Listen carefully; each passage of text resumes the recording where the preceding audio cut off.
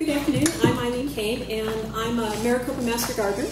Maricopa Master Gardener program is a program of the University of Arizona, which basically means that volunteers go to botany boot camp for several months during the year, and then we're turned loose on the good folks of Maricopa County to give you advice and our wisdom of what not to do in gardening in our region here, which is called HB, by the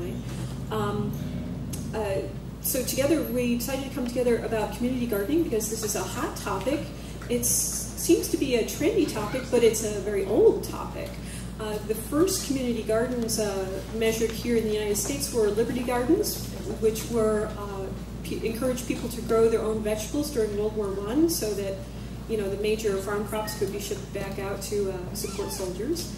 So it's really that old, but I think we have a new spin on it here. Our panelists today are Joe Johnston of Joe's Real Farm Grill fame, as well as Joe's Real Barbecue, Liberty Market, and I asked him in this context with his connection with the community gardens at Topia. There's also a community orchard at Topia as well. This is Darren Ripple from Chandler Gilbert Community College. They're just starting a community garden, and Darren just came back from Belize on a sustainability project, so we can also ask about that. Our third panelist was Jennifer Nicholas from ASU Polytechnic Garden. They do have a web presence, so you can look them up, but unfortunately Jennifer has the stomach flu, so she couldn't make it today. But I understand that the ASU campuses are exploding with community gardening ideas. We do have community gardens here in sort of the Chandler area. The Dobson Ranch Community Association, they have a community garden, but they grow roses in a memorial garden. There are churches who grow community gardens, and they give away all the produce to the needy.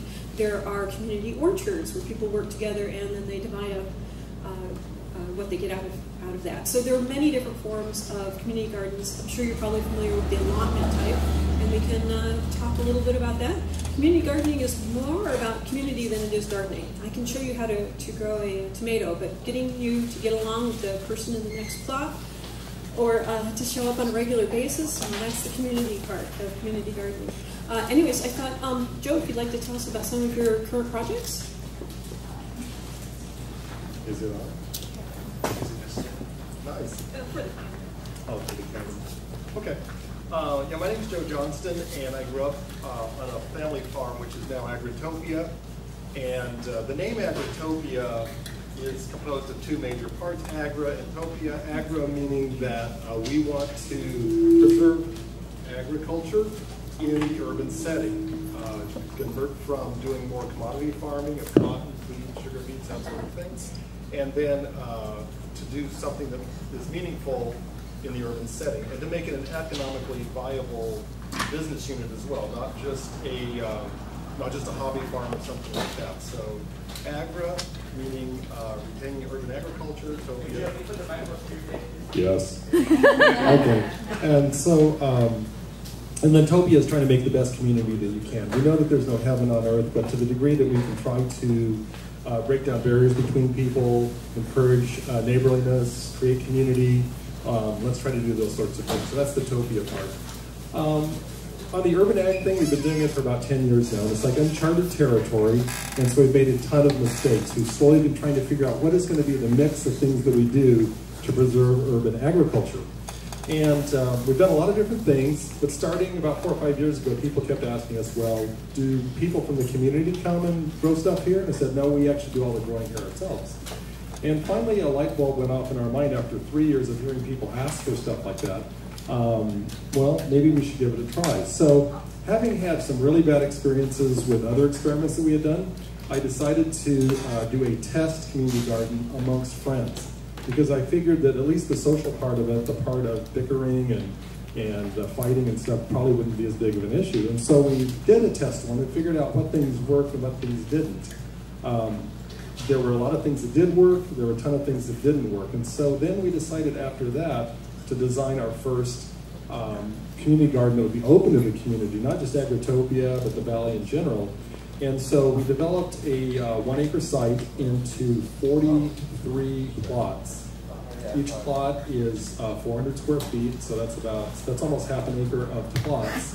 And then the other half acre is in common space, because as you were indicating, it's a community garden, but we really want it to be a community of gardeners. And so we wanted to make sure there's common area, seating, bike racks, that there are areas for cookout, there's common tool shed, a lot of things like that, and pathways, trees, and so on. And so that's what we've been working on right now, and we have just finished our first full season and are moving into our next season. And Darren, do you want to talk about what's coming up at Chandler Gilbert, and also what you did? Hello, my name is Darren Ripple. I guess the approach I come from is a little different. When I was working on my PhD at Prescott College, one of the things that Prescott really pushes for is experiential learning. So they want you to go out of the theory and put it into practice. And so my first year, right, I was putting together a policy paper that would work with our college and how we could make Chandler Gilbert Community College more sustainable. And one of the first ideas I came up with was what's called the Environmental Technology Center, which is a process I've been working on for the last 5 years to get this building, Ramada, built, but in the garden is a part of it. The Environmental Technology Center is a theory, and how what we're trying to do is, we were actually, after about 2 years, the school donated 2 acres to the project, and right now we're currently working with Salt River Project on putting together a outdoor Ramada that will actually be solar powered. So that's one section of it. The other section is to have a space, a communal space, what in college terms they call sticky spaces nowadays. I guess it's a very popular term, where students can come and actually engage in communal behavior. And one of the ways that we do it is through projects like gardening. What started out was one of the professors created a small little garden plot with one of his classes. That ended up expanding to a couple other students coming out. We have an organization called Heat Club that is also working with it. We have a program at Chandler Gilbert called Sustainability and Ecological Literacy Certificate. It's a 16 credit hour certificate where students, it's not necessarily occupational based, it's more into trying to get people to reconnect with, in a sense, the earth. And so one of the things that I talk about in one of my classes is what I call environmental nihilism, the idea that so many people are living in suburban areas nowadays that most have no concept of where their food comes from or their water comes from. And so what I try to do is get students to get back in nature and actually till the soil. It was brought up about Belize. I take students to Belize in the summertime to study environmental ethics and world philosophy. And one of the things we do is we go to farms. And when I took some students to a farm about 2 years ago, one of the strangest things I had experienced ever, and was the students realized for the first time, a couple students, not all of them, that carrots actually come from the ground. They just don't come in 16-ounce packages that are mini carrots or whatever. So that was kind of a remarkable thing, that they were actually pulling these carrots right from the ground, washing them off and eating them, and they were just like, it was like magic to them. And that's something that we're trying at Chandler Gilbert, is to have students come and garden.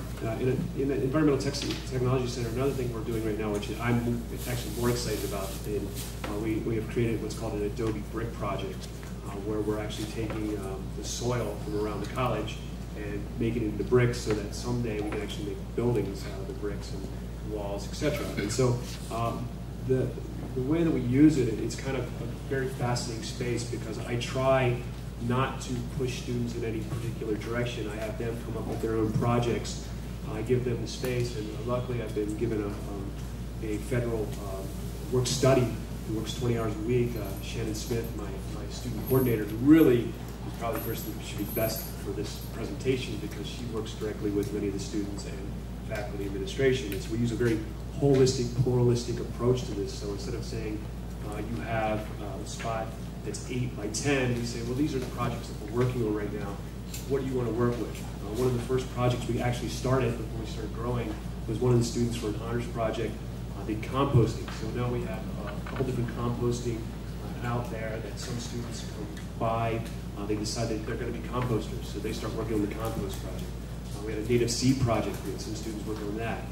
We had Gary, Mike Navin, come up and talk about his latest book, Chasing Chili Peppers, or Chasing Chilies. And And so for him, we ended up building a couple plots where we were growing chilies for his presentation. So I guess what I'm getting at here is we're not necessarily have a clear vision, a clear plan, but we have a vision of what we want to do. And what we're trying to do is get students and the community participate in a particular piece of land and let it help holistically develop, kind of like you would see in the state of nature. At least that's how we envision it. Well, I was just wondering, since these folks are technologists and consumers of food, presumably, because they're pretty healthy, where does community gardening touch these types of folk?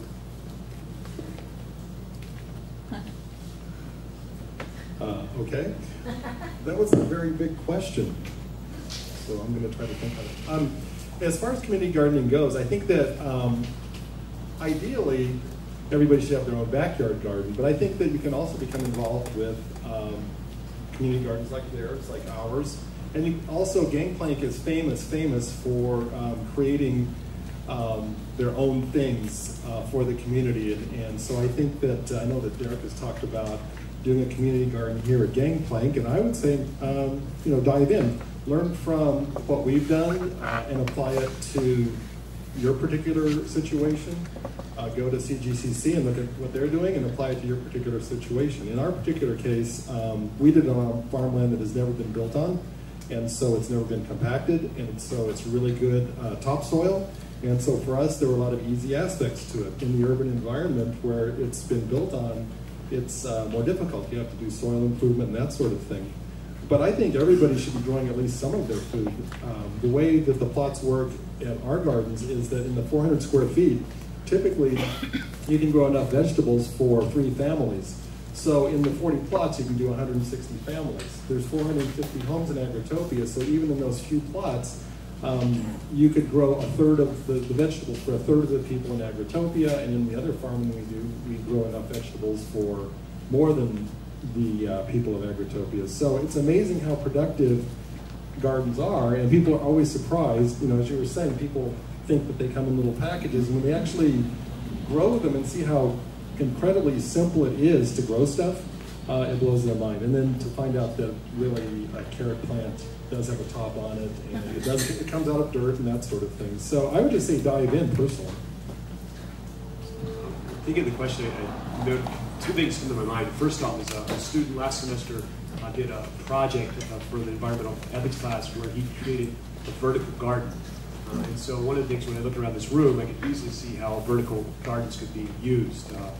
Vertical gardens are kind of like hydroponics is the best way to put it. And so you could actually start growing things like tomato, basil, etc. within this room itself. In addition, when I think about this, I always go back to what started this. When we look at the word technology, I think back to a book that's probably 40 years old called The Whale and the Reactor, and it talks about the difference between simple technologies and complex technologies. And we look at farming to a certain degree. It's a simple technology, things like using a shovel, etc. We need shovels, and it's really hard picking through the clay in Arizona, right? But at the same time, our technology center, we're trying to teach them simple technologies, but we're also relying on complex technologies. I'm out there, I was out there 2 months ago looking at where we could, in a sense, get reception for our computers. And so what we're trying to think of is how we could start using on that 2-acre spot things that might be normally associated with field research. So we could be bringing more complex technologies out to be used. When we look at technology, we find it, the whole idea, especially when looking at things like computers, is many times people making decisions are about 10 years behind where technology can be. We see pretty much probably about 40% of our students now at Chandler Gilbert Community College are bringing in their own computer, their wireless, or they're using their phone, they're using their iPhone, etc. And so what we need to do is we need to think about how we can develop programs that could allow for farming to be used, so students could be maybe an app that would be looking at testing soil, things like that, when I think about such things. And just earlier this year, I helped put together a conference when the American Community Gardening Association came into the area, and we noticed that community gardeners don't tend to have a place where they all come together, different community gardens in different areas where they can talk about things and have a forum like that. Is that because community gardeners are lone wolves, or it just hasn't quite developed that way in social media? Well, I think it's a fairly new phenomenon, and so they're just very, very isolated at the moment. I mean, we try within our own community to try to connect the gardeners within the garden together, and that's been a very good thing, because one of the things that you learn from your fellow gardener, are techniques that you didn't think would work. Because I come from a farming family, and so we have a certain mindset of what works and what doesn't work. Because if you read the extension manual on when you should plant certain things, what things you shouldn't plant, and how you should plant them, then you're going to follow a certain set of guidelines. We have a lot of novices that come in and plant things that you shouldn't plant at that time, and you know what? Sometimes it works. And so, and then we have everybody pretty much grows tomatoes, and there's probably 40 different ways people are growing tomatoes, from stringing them up to covering them to letting them bush and all those sorts of things. So it's like an ongoing experiment, which has been great for us, because what happens when we grow them ourselves, just in our own farm, we do it one way. And so for me to be able to do a walking tour of all these 40 experiments going on, it helps me to think for next year when we grow commercially for our restaurants, what worked best. And hey, I guess we can grow cardoons, and I guess we can grow this, and I guess we can do garbanzos. All those sorts of things that I wouldn't have thought of on my own, but individuals who, through randomness and through, we might say, lack of any sort of preconceived notion, have grown some really cool stuff. And it would be good, as you say, for the different community gardens to get together, because similarly we could learn even more from others what they've done. So it would be good to have that happen. Yeah, I find this whole subject kind of interesting, because when I think back to my childhood growing up in Maryland, and gardens were just a part of your life. Everybody in the rural area pretty much grows a garden, and then about this time of year is always fascinating because everybody's got too much food. And so you start seeing this really interesting exchange, like sweet corn for squash, etc. And you're pretty much eating vegetables from now through September, and you have almost too much. And then there's the whole process of canning. And what I'm finding remarkable right now is that there's a whole generation that has been part of suburbia that never experienced that. So it's really fascinating. So I don't think it's really a lone wolf. I find people seek our garden because it's like this mystery, this mysterious knowledge that they're not aware of, and they're experimenting and they're playing. And we always, when I'm out there digging, I always have 3 or 4 conversations. People are passing by and they're just wondering what we're doing, why we're doing it, if they're able to do it, and we tell them to come out. And some people show up and they migrate there for a while and work, and others leave, and it's a really just a different type of atmosphere than what traditionally I saw in my childhood in Maryland, with communities being, well, you have your own garden, but you always trade food with your neighbors, and everybody's got lots of food. I don't think gardening is easy, as you say, personally. I struggle with trying to understand the ecosystem out here, and it's difficult if you're not from Arizona to grow personally. I think we have to overcome our desert prejudice, because it's more desert, that means arid, but we actually have 3 growing seasons out here. We grow the nation's lettuce.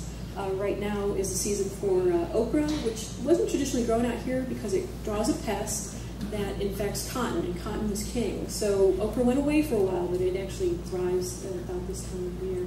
But I see we have a question back there.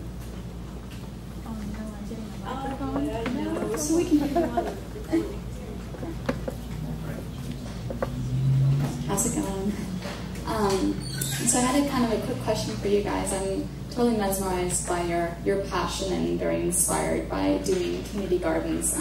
Somewhat involved in the grow house in downtown Phoenix, so there's some efforts going on. But my question is about urbanism. So it's great for people who come from like that small, Midwestern, lifestyle and kind of bringing it to the city. But for people who are growing up in urbanism and you're trying to draw them out, or at least open their mind to like the possibilities.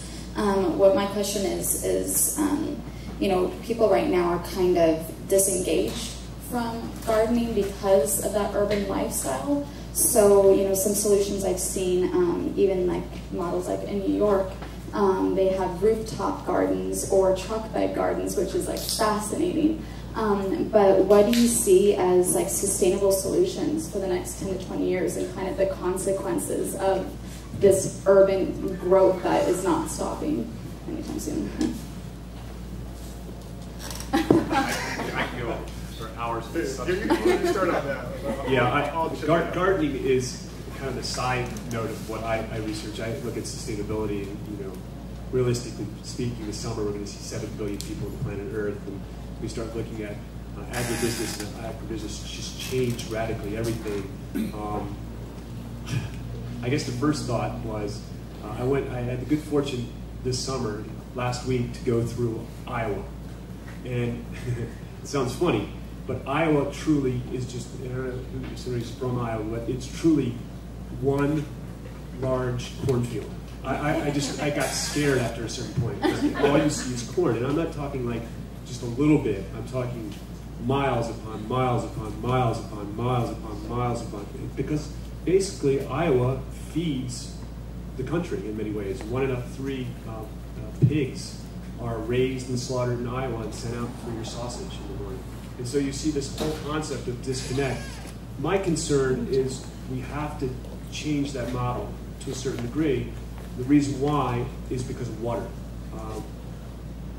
Right now, when I think about how we grow food in the desert, realistically speaking, when we're getting about 9 inches of rain a year, we're tapping into aquifers that have gone 150 feet down from what they were 60 years ago. So that's going to be the problem. If we don't change it, you're going to see truly collapses within our society, and no one wants to talk about that. But that's just the reality. Well, to echo the corn thing, I just watched King Corn. If you've never seen the movie King Corn, it will blow your mind about corn. But if you have a hair sample taken and they find out the carbon source for most of your food that's in your hair, you'll find it's corn, because the corn that he's talking about growing is not the sweet corn that you buy in the grocery store. It is just a feedstock for industry for doing high fructose corn syrup. It's feeding all the cattle, it's feeding all the pigs, all that sort of stuff. So it's pretty bizarre. It has to do with the agricultural policy of the country, and anyway. So that's a big deal, and hopefully ag subsidies will go away and a lot of other things that cause that to happen. But from my point of view, all we can do is what we can do individually. And so for me personally, we have the family farm. I felt it was important with that asset entrusted to us to make sure that farming continues on, even though the urban environment encroaches upon it. And instead of preserving it in the form of just 160 acres of alfalfa for the future, and just kind of random open space that nobody can use, we decided to do whatever we could do to preserve agriculture and make it integrate into the environment with 3 major goals: production, making sure that it was a very productive place, also that it was educational, that people would be able to learn about farming and about how you can grow stuff, and also a thing of beauty. And so those were like the 3 pillars that we worked on in our particular area. And I think wherever you're at, it's up to you to do what you can do. If you don't have 160 acres, you can't do what we did. But if you have space for a pot, then start growing a basil and slowly build it up and show your neighbors what you're doing, how easy it is. And hey, that little parcel of land that some developer has, he thinks he's going to build a skyscraper on, but really it's not going to happen for 30 years. Then is there something that can be done? So I would just say it's more of an individual thing of being a cheerleader for it. Start personally doing it yourself, and then start bringing in others and collecting them together, and that's just how movements happen. Oh, I don't need the mic because I'm right by the camera, so it'll pick me up. So I read The Omnivore's Dilemma last year, which is very much about corn controlling most of what we do, and since then my fiance and I have changed our diets because we just are so scared of corn being in everything. But it's after I read that book, there was no way to not get angry, and so I'm wondering if with community gardening and sort of, the individual, what you were talking about, is it unavoidable to sort of become an activist? I mean, it seems like if you're creating a community garden and you're very much about localizing the food source, is it literally impossible to not get to be an activist for how agriculture is being done in this country? I'm just kind of curious on, because you said you go for hours on this, so I'm curious as to if that's just a natural, you have to stand up to what's going on.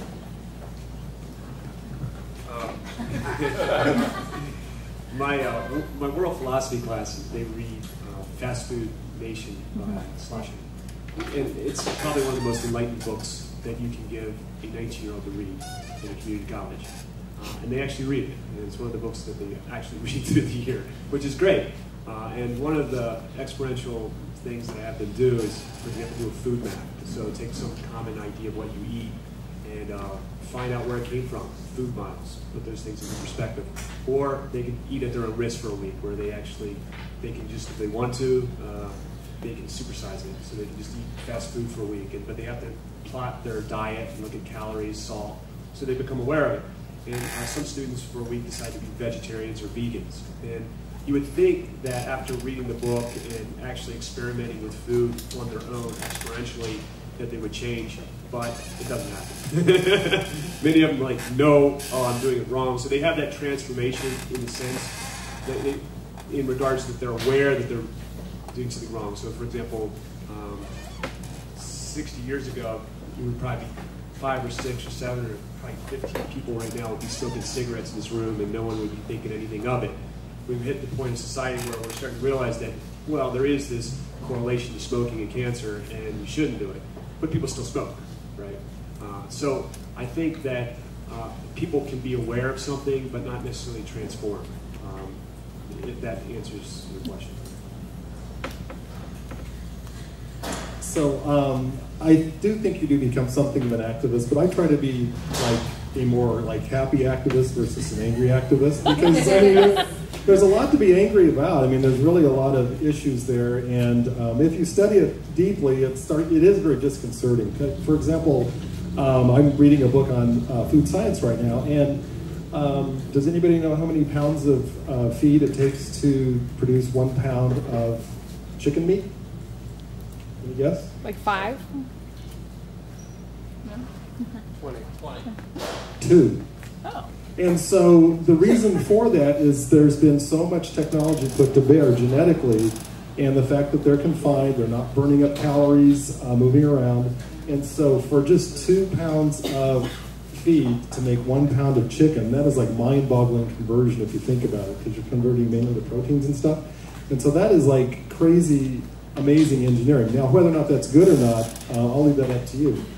But I think all we can do is study more where our food comes from. And you know, the United States is a consumer demand-driven economy, and the more that people demand that things not be that way, the more we're going to reach the tipping point where it's not going to happen that way. And there's a lot more organic produce available now, a lot more local produce available now, grass-fed beef available now, things that weren't available. And I think the more that you become picky and vocal about it, the more that is going to happen.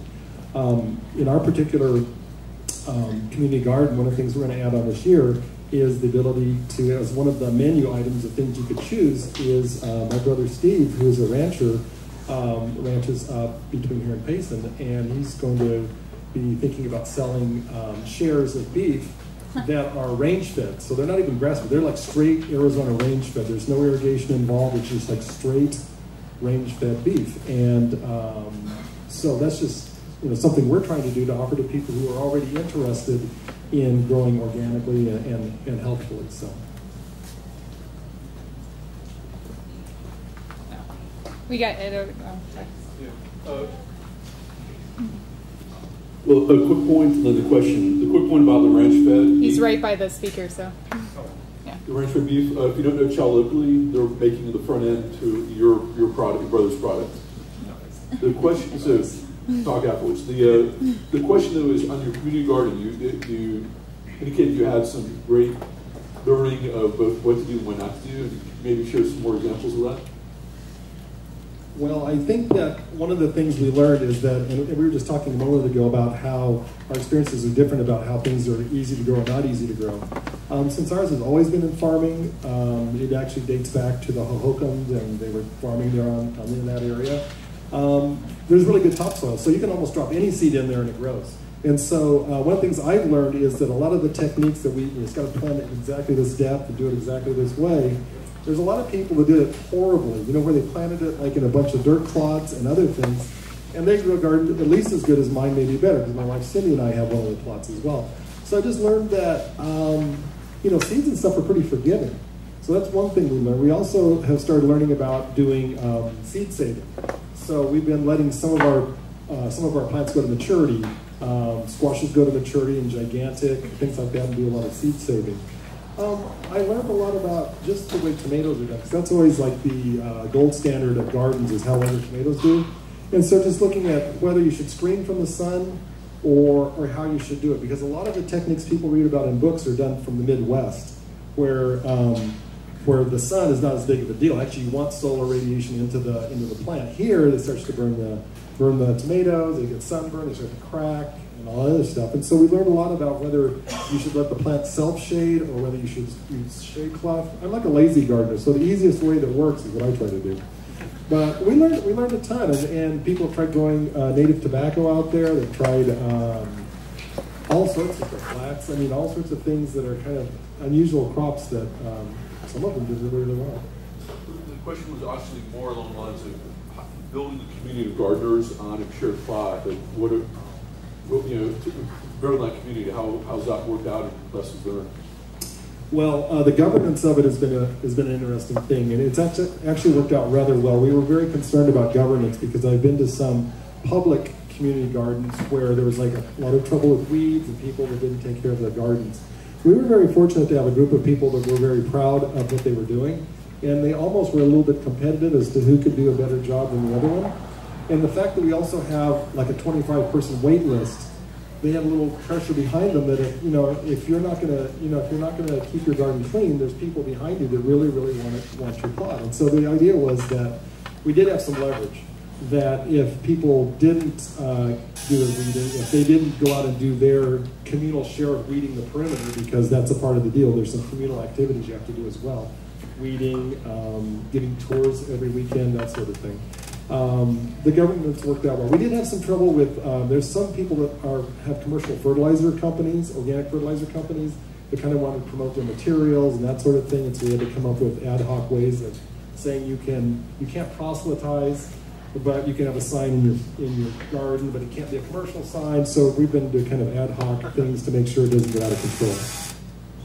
And Joe, don't they have an open house every Saturday morning, first Saturday of the month at Topia? Yeah, at every Saturday morning during the season, one of the gardeners is required to give a tour of the place. And so there's normally tours from 9 to 2 every Saturday. Not right now because it's too hot, but probably starting in September. So part of their deal of community activities will be to give tours, if we have the produce stand open, to occasionally do the selling there, and then also to do communal weeding and other communal activities to maintain the garden.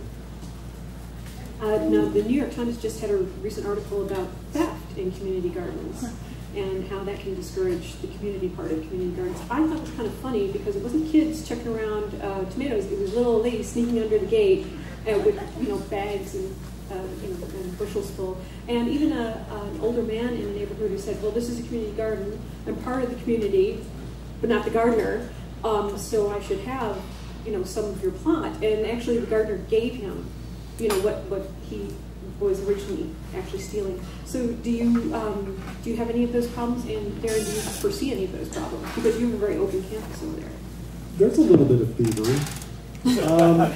Not a whole lot. We get emails about it. I think somebody stole my melon or this or that. So we just see it as a part of natural attrition. I mean, in some other areas, maybe at your campus, there may still be animals around that are actually eating them. Or, as we know, there's always loss to insects and stuff. I just consider it a part of life, People are going to take some of your stuff that you didn't think they should.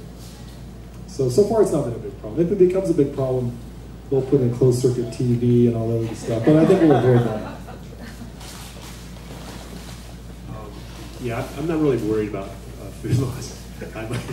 My office door, whenever I'm on campus, I just leave open. And people are like, well, what happens if someone steals something? I'm like, all that I have in there are books. So if they want to steal books, that's fine. I really would want them to do that. And that's kind of the idea that we have with what we're trying to harvest with food. And that's one of the biggest problems we had this spring, was trying to figure out, well, where are we going to take the food? Because even though students enjoyed growing it, some of them didn't really care to want to eat tomatoes. It was just weird. It's like, so we're like, hey, take as much as you want. And we also try to donate to some of the local food banks. That's one of the things we were working with. And so it's been a real experiment. When the question is how do you keep people motivated, we don't have like set plots. What happens is on Monday, well, this year it'll be Tuesday mornings, I sit down with the coordinator, we talk about what needs to be accomplished. Then we use actually Facebook, and we send out Facebook messages saying, hey, we need this, this, and this done. Who's going to help? And we try to figure out what resources we have in regards to both seeds, things like that. We don't really have a budget, so we've been using donations for everything. We needed trees, and we had a good fortune of some lady, which was sad, but her husband had passed away, and she got a gift certificate to a nursery, and so she donated 4 mesquite trees to us. And so that's kind of how we work it. When we need something, we just start telling people we need things, and then they sometimes appear. It's sort of like stone soup. Yeah, right.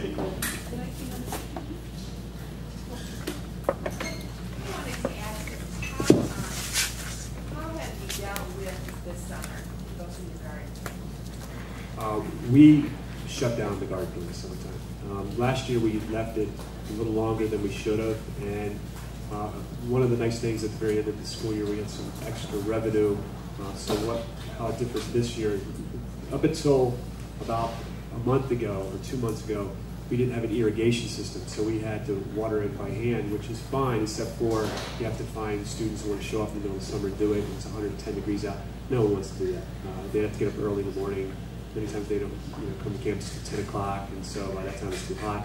So we definitely made sure that roughly about July 4th weekend, we said, okay, we're shutting down the garden because we just didn't want to use the water anymore. And it just didn't seem necessary. And what we'll start up is probably mid-September. We'll start planning for, we try to do two gardens. We do a fall and we do a spring garden. At our garden, we run it straight through the summer. And so, because certain crops do really, really well. I think we're talking about okra. So okra does well. In our garden right now, we're doing Desert King watermelons, which are kind of a yellow fleshed watermelon, and they're going strong. Eggplant, we're doing basil. Some other people are doing miscellaneous stuff that grows well in the summer. There's not a lot of things that grow great in the summer. And so in our particular plot, we're growing those things, and then we're getting ready for the fall. So one of the things that we need to do in Arizona is that it's important to leach the salts out of the soil, because salts build up because the water tends to be somewhat salty. So what we're going to do is then we just kind of deep soak it to drive the salts down lower so that we'll be ready to go. And so then we're going to keep growing these things that we have, and then we're going to be adding in the compost. We also use composted chicken manure in ours, and so we're going to start tilling that into the soil and then watering that in to make sure that it's kind of softened and ready to go. And then we'll probably start planting our personal garden probably in September, starting in September. It becomes difficult to plant in September because it's still warm, and so the germination is problematic because the top of the soil starts to dry, and like lettuce seeds are only like 1/8 of an inch below the surface. And so we have to do things like lay burlap over the top of it, and then it holds the moisture and that sort of thing, prevents a crust from forming on the top. So we're just trying to do season extending things like that, but yeah, there's some stuff you can grow right now, and then people are just preparing, they're weeding it out, and they're getting it ready to go. So what are the best resources for not necessarily wanting to start a community garden, but I just want to start. Where do I go? Wow, I don't know. Do you guys have like any good books or websites? I'll start with it. I think that, well, the U of A, first of all, with their Master Gardener program, they have a lot of things online that talk about what you can grow in the different areas. First of all, you have to figure out what growing area you're in, because there's a ton of different growing areas in Arizona. The valley is pretty much just one basic type of growing area, and it'll show when you should plant things, how deep you should plant them, how many, what the spacing is, and that sort of thing. So it'll give you some good information on what you can grow. I always like to also look at Extreme Gardening. What's the dude's name? Yeah, the guy down there. The TV dude? The TV dude? Garden Guy? Garden Guy. What's his name? Dave Owens. So he does Extreme Gardening, which is kind of nice because, again, most books that you get on just the regular bookstore are written in Maine or written in Iowa, which is like totally different from here. And so he's got some good tips for Arizona. And so I would read that. I would look at the U of A's site, and then just start, go for it. Yeah, the Maricopa Master Gardener has a growing guide. It's free. It's a PDF. So if you just Google vegetable growing Maricopa, it'll come up right there. And it's being revised to add some new, vegetables to sort of change people's ideas and tastes. Over the summer, we just had an experiment with summer greens. You can eat the leaves of amaranth. They're really pretty. If we can get some chefs to sort of adopt that idea, I think maybe we'll have another crop. Amaranth also is an arid plant, so it doesn't take a lot of water, and again, it's pretty. You probably put it in public gardens, and people wouldn't mind at all. And also, our Arizona Master Gardener Manual, online, free. If you really want to read all 400 pages of it, because it is sort of a textbook that begins with basic botany, but it's there. And if you just Google that, Arizona Master Gardener Manual, you can read that right there. And the author Mary Irish, who is local, all of her books are carried in the Chandler Library. She's also a great gardener out here. And the woman who wrote Composting for Dummies, Cromwell, she's also a local person. So those are the resources. I would say just don't be afraid to experiment and just start doing it, because it's one of those, what I think one of the major concepts of farming and gardening was that traditionally it was an oral tradition. When you were a kid, dad showed you how to do it, and you just started picking it up. What we're finding is a whole bunch of people now that are sitting down reading textbooks and trying to figure out how to do it. And it doesn't really translate very well, I don't think. What comes to my mind when I tell you this is our Adobe Brick project. No one, like with gardening, we have a community of friends, we have people that have done gardens in their backyard, so we can start sharing knowledge.